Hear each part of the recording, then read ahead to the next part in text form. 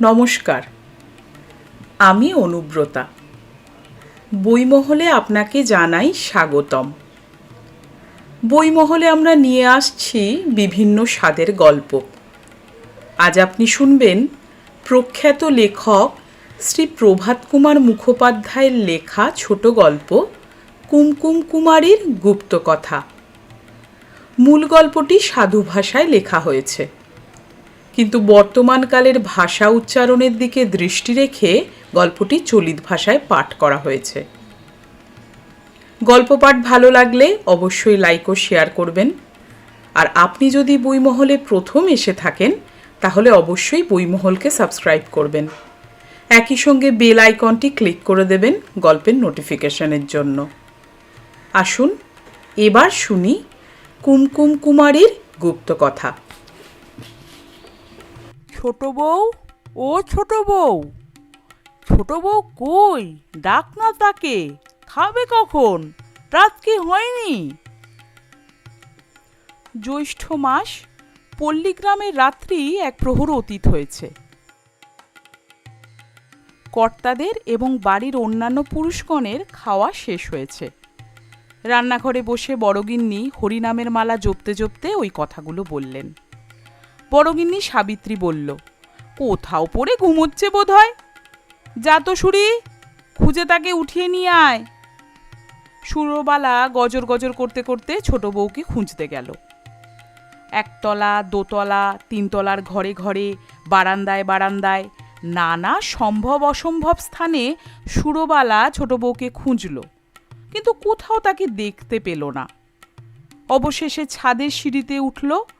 ছাদ অন্ধকার। দরজার কাছে দাঁড়িয়ে সে অনুচ্চ কণ্ঠে ডাকল, ছোট বউ, ও ছোট বউ।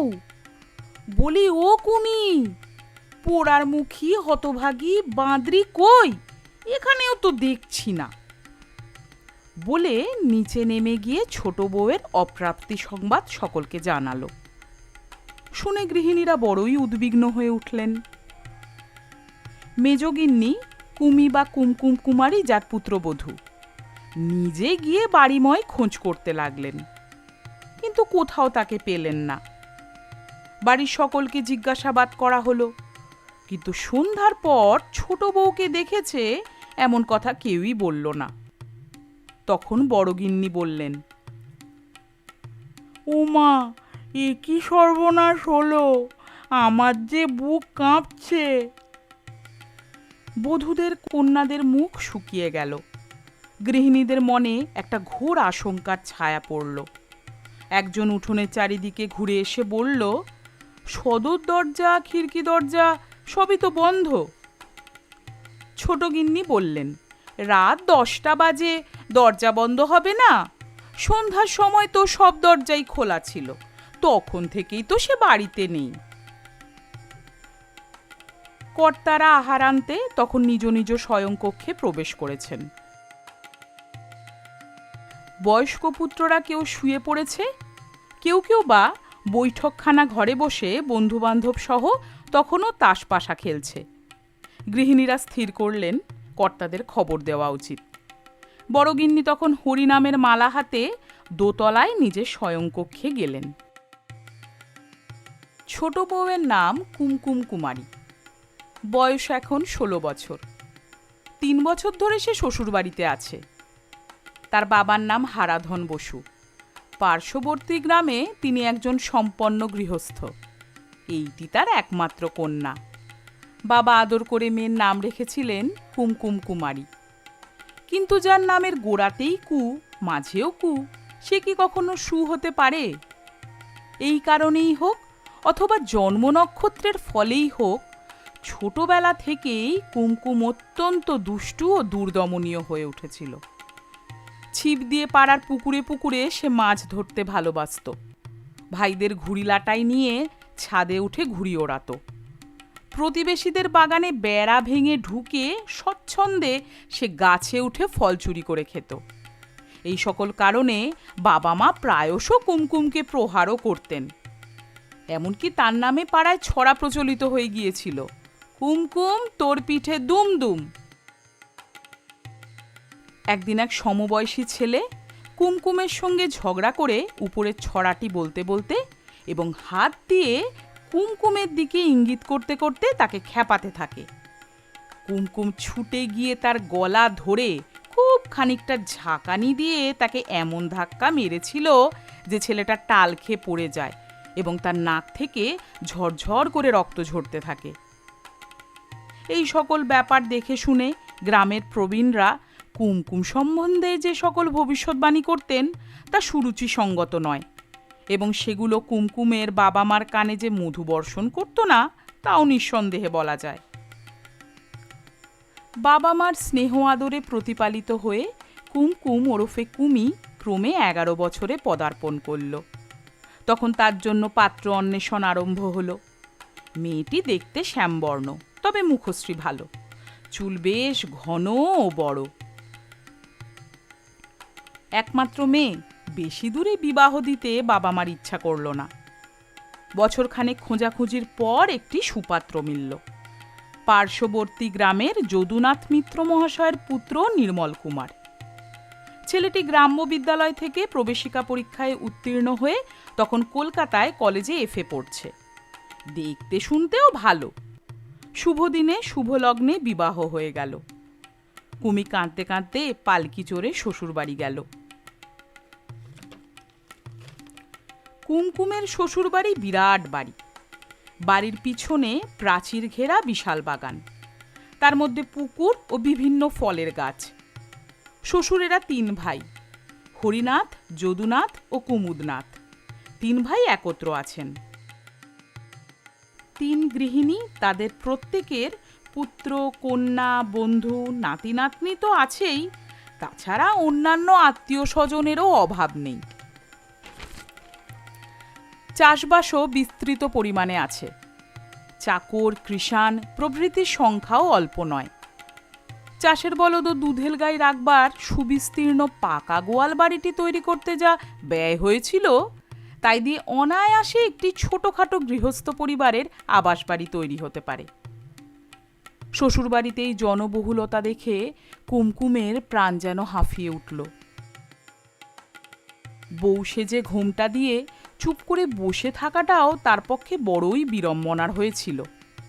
তাই সে 3য় দিন বিকেলে কাউকে কিছু না বলে সুযোগ মতো শ্বশুরালয় থেকে চম্পট দিল। পথঘাট তার অপরিচিত নয়।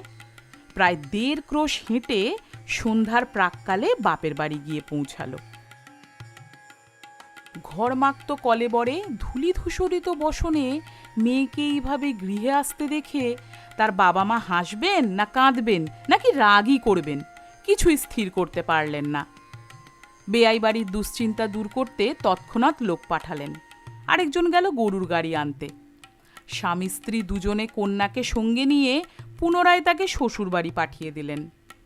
কুমকুমের বাবা তার বেয়াইদের কাছে এবং মা অন্তঃপুরে গৃহিণীদের কাছে অনেক অনুনয় বিনয় ও তোষামত করে তাদের রাগ মিটিয়ে বাড়ি ফিরে এসেছিলেন। সেই কুমকুম এখন 16 বছরের হয়েছে। সেই এখন এবারই ছোট বউ পদবি লাভ করেছে।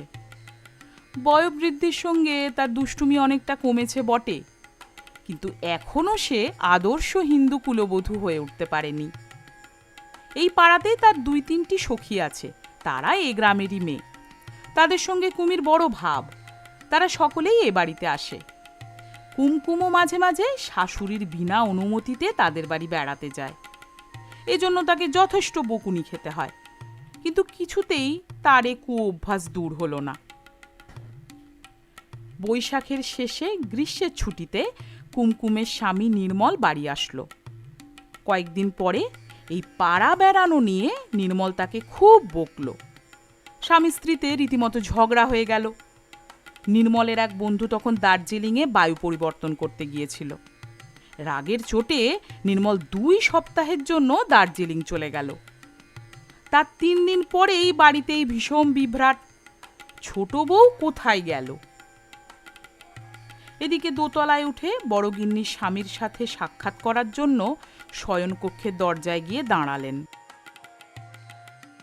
পালঙ্কের নিচে জলচৌকির উপর গুড়গুড়িতে তামাক সাজা রয়েছে। কলকে থেকে অল্প অল্প ধোঁয়া উঠছে, কিন্তু পালঙ্কে কেউ নেই। গৃহিণী দেখলেন সেই ঘরের কোণে একটি আমের ঝুড়ির কাছে বড় কর্তা বসে আছেন। ঝুড়ির আমগুলো বের করে আলোয় ধরে একে একে পরীক্ষা করছেন এবং সুপক্কগুলো আলাদা করে রাখছেন। এই আম বড় কর্তার বড় যত্নের। গোয়ালবাড়ির সংলগ্ন যে গাছটি আছে এগুলো তারই ফল। বাগানের কোনো গাছের আম এগুলোর মতো সুস্বাদু ও সুমিষ্ট নয়। এই আম গাছে কারো হাত দেবার পর্যন্ত হুকুম নেই। কর্তা স্বয়ং দাঁড়িয়ে থেকে উপযুক্ত ফলগুলিকে পাড়িয়ে নিজের শয়নকক্ষে গুদামজাত করে রাখেন এবং নিজের হাতে সাবধানে বিশেষ বিচার বিবেচনা করে যথাযোগ্য ব্যক্তিকে দিয়ে থাকেন। মুহূর্তকাল কর্তার কাজ দেখে বড়গিন্নি ভিতরে প্রবেশ করে অনুচ্চ স্বরে বললেন, ওগো, এখন আম বাছা রাখো, বড় বিপদ। আম পরীক্ষায় কর্তা এমনই তন্ময় হয়েছিলেন যে স্ত্রীর কথা তার কানেই ঢুকল না।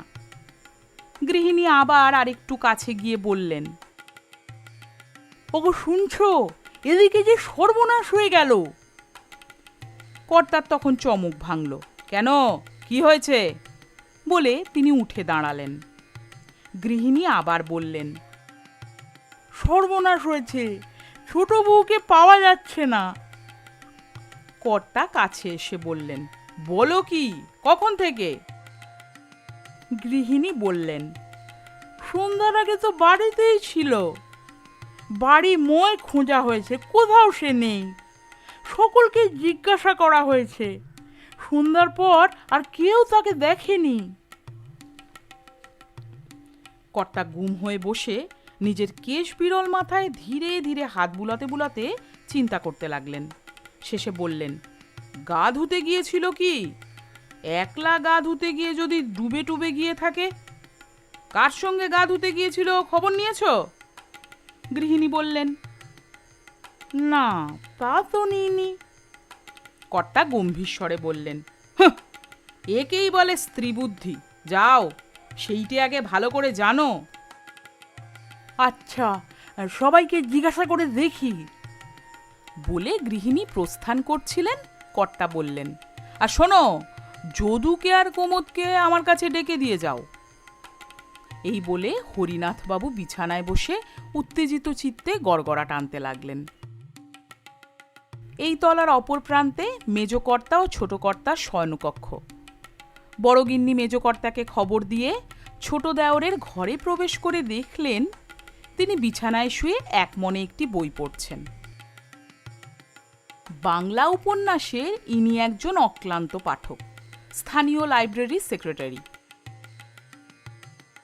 চমকপ্রদ অথবা লোমহর্ষক কোনো উপন্যাসের বিজ্ঞাপন দেখলেই ইনি তৎক্ষণাৎ লাইব্রেরির জন্য তা অর্ডার দেন এবং বই আসলে প্রথমে স্বয়ং সেটির আস্বাদ নিয়ে তারপর লাইব্রেরিতে জমা দেন।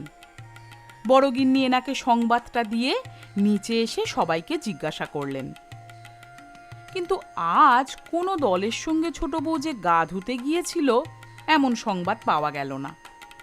এদিকে তিন কর্তা একত্র হয়ে পরামর্শ করতে লাগলেন। বয়স্ক পুত্রেরাও এসে যোগদান করল। গৃহিণীরা নবীনারা বাইরে বসে শুনতে লাগলেন। বড় কর্তা বললেন, গা ধুতে গিয়ে খুব সম্ভব সে খিড়কির পুকুরে ডুবে গিয়েছে। একা গিয়েছিল, তাতেই এ দুঃসংবাদ এতক্ষণ কেউ জানতে পারেনি। অথবা হয়তো বাগানে তাকে সাপে কামড়েছে, সেইখানেই সে মরে পড়ে আছে। বাগানটা একবার ভালো করে দেখা আবশ্যক। পুত্রগণের মধ্যে সাহসী ও বলিষ্ঠ দুজন তখনই বাঁশের লাঠি ও হ্যারিকেন লণ্ঠন নিয়ে বাগানে ছুটল। বাগান পুকুর ঘাটের চারিপাশ তন্ন তন্ন করে ঘুরে আসলো। কোথাও ছোট বউয়ের কোনো চিহ্ন নেই। ছোট কর্তা বললেন, তার সন্দেহ হয়তো কোনো দুর্বৃত্ত বদমাইশ পাঁচিল টপকে বাগানে এসে তাকে জোর করে ধরে নিয়ে গিয়েছে, কিন্তু এটা কেউই সম্ভব বলে মনে করলেন না। মেজকর্তা কুমকুম যার পুত্রবধূ বললেন, আমার বোধ হয় পাড়ার কারোর বাড়িতে সন্ধ্যার আগে সে বেড়াতে গিয়েছিল, কোনো অভাবনীয় কারণে আসতে পারেনি, কিংবা হয়তো পালিয়ে বাপের বাড়ি চলে গেছে। অনেকেই বললেন, কিন্তু এতদিন পরে আবার পালিয়ে বাপের বাড়ি যাবে, এটা কি সম্ভব? তবে পাড়ার ভুনি খেদে অথবা মনোরমাদের বাড়ি যেতে পারে, কিন্তু সেখানে আটকে পড়ারই বা কী কারণ হতে পারে? যদি হঠাৎ অসুখ বিসুখ করে থাকে, তবে তারা কি এতক্ষণে খবর দিত না? তিন কর্তা এবং বড় গিন্নিতে মিলে অনেকক্ষণ পরামর্শ হলো, কিন্তু এই রাত্রে ছোট বউয়ের সন্ধান নিতে প্রতিবেশীদের গৃহে লোক পাঠানো কারো মতে শোভনীয় মনে হলো না। তবে কুমকুমের বাপের বাড়ি গোপনে লোক পাঠাতে আপত্তি নেই, এবং তা পাঠানো হলো। ডিটেকটিভ উপন্যাস ভক্ত ছোট কর্তা বারবার বলতে লাগলেন, নিশ্চয়ই ছোট বউ কোনো গুন্ডা বা ডাকাতের হাতে পড়েছে, পুলিশে সংবাদ দেওয়া দরকার। কিন্তু তার মতে কেউই মত দিল না। রাত্রি 2টোর সময় কুমকুমের পিত্রালয় থেকে লোক ফিরে এসে সংবাদ দিল, কুমকুম সেখানে যায়নি। সেই রাত্রে বাড়ির অনেকেই নিজের ঘরে ঘুমালো না, যে যেখানে পারল শুয়ে পড়ল। ভীষণ দুশ্চিন্তা ও মানসিক উদ্বেগে রাত্রি শেষ হলো। শেষ রাত্রে বড় কর্তা মহাশয় ঘুমিয়ে পড়েছিলেন। হঠাৎ তার নিদ্রাভঙ্গ হলো। ছোট ভাই কুমুদ তাকে ডাকছেন, বড়দা, বড়দা উঠুন, ছোট বউয়ের সন্ধান পাওয়া গিয়েছে। বড় কর্তা ধর্মর করে উঠে বসে বললেন, হ্যাঁ হ্যাঁ, কোথায়? ছোট কর্তা মুখখানা শোকের মতো গম্ভীর করে বললেন, আমার কথা তো তখন কেউ শুনলেন না। কে তাকে হত্যা করে গোয়ালবাড়ির ছাদের উপর লাশ তুলে রেখে চলে গেছে। কি? লাশ তুলে রেখে চলে গেছে? খুন করেছে? কি সর্বনেশে কথা! তুমি কি করে জানলে?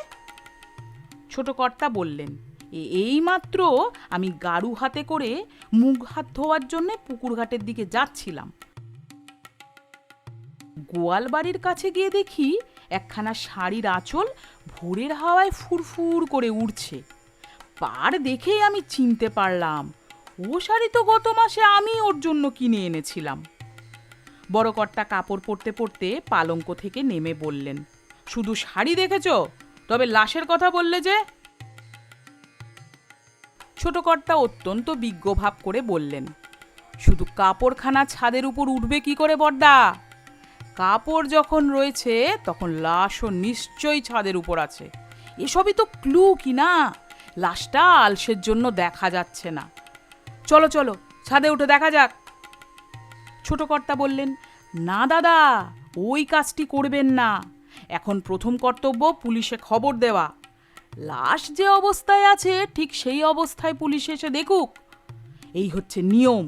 তারপর সুরথাল হবে, ডিটেকটিভ এসে ক্রমে খুনের কিনারা করবে।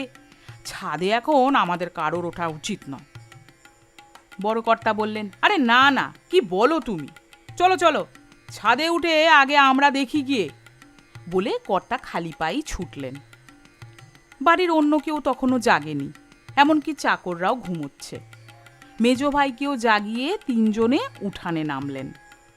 উঠান পার হয়ে গোয়ালবাড়ির কাছে গিয়ে সকলে দেখলেন, ছাদের আলসের উপর একখানা শাড়ির প্রান্তভাগ বাতাসে উড়ছে বটে। কিছু দূরেই একখানা মই পড়েছিল। মেজকর্তা সেখানা টেনে এনে ছাদে লাগিয়ে মইয়ে উঠে পড়লেন। তিনি উপরে উঠলে বড় কর্তা জিজ্ঞাসা করলেন, কি দেখছো? মেজকর্তা বললেন, ছোট বৌমাই তো বোধ হচ্ছে। ছোট কর্তা জিজ্ঞাসা করলেন, রক্তের চিহ্ন আছে? মেজকর্তা বললেন, কই, সেরকম তো কিছু দেখছি না। ও বুঝেছি, তাহলে অস্ত্রাঘাত করেনি, বিষ প্রয়োগ কিংবা গলা টিপে মেরেছে। বলে তিনিও মইবে ছাদে উঠে পড়লেন। পিছনে পিছনে বড় কর্তাও কষ্টে সৃষ্টে উঠলেন। তিনজনে দাঁড়িয়ে লাশের পানে একদৃষ্টে চেয়ে থাকলেন।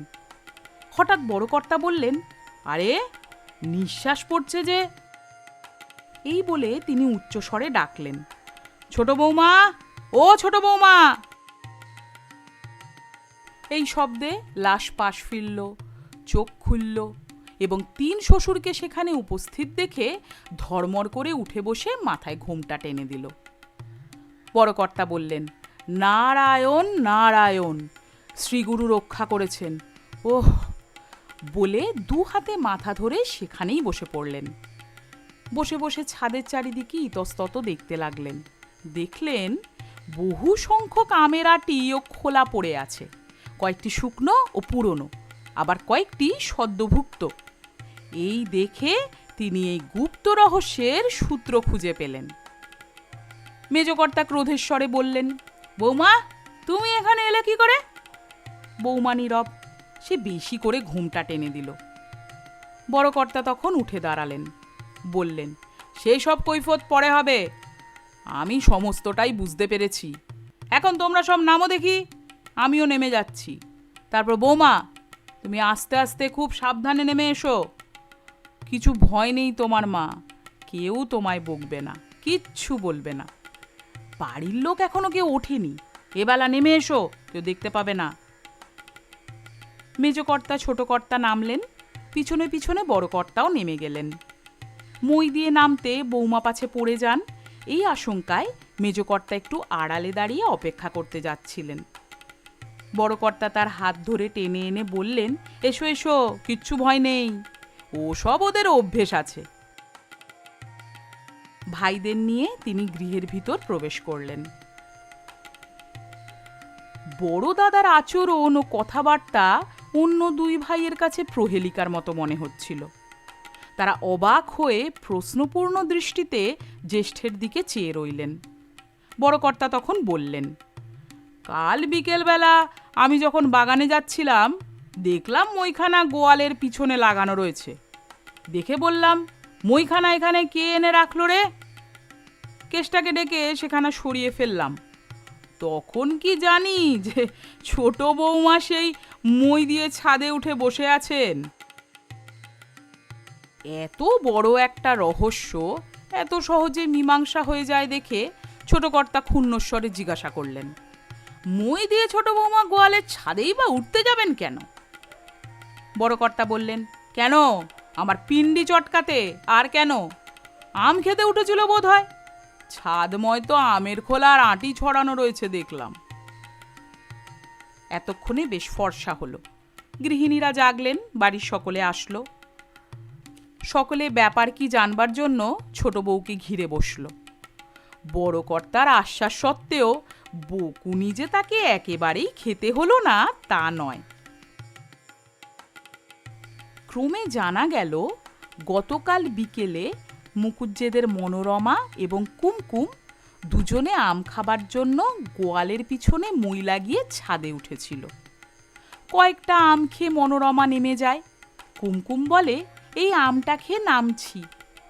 নামবার সময় সে আর মই পায়নি, লজ্জায় কাউকে ডাকতেও পারেনি। গাছের অনেকগুলো ডাল ঘনপল্লব ও প্রচুর ফলের ভারে গোয়ালের ছাদ প্রায় স্পর্শ করেছে। ডালপালা সরিয়ে ছাদের সেই কোণটায় কেউ গিয়ে বসলে নিচের লোক তাকে দেখতে পায় না। যতক্ষণ আলো ছিল ততক্ষণ কুমকুম সেই আমঝোপের ভিতর লুকিয়ে বসেছিল।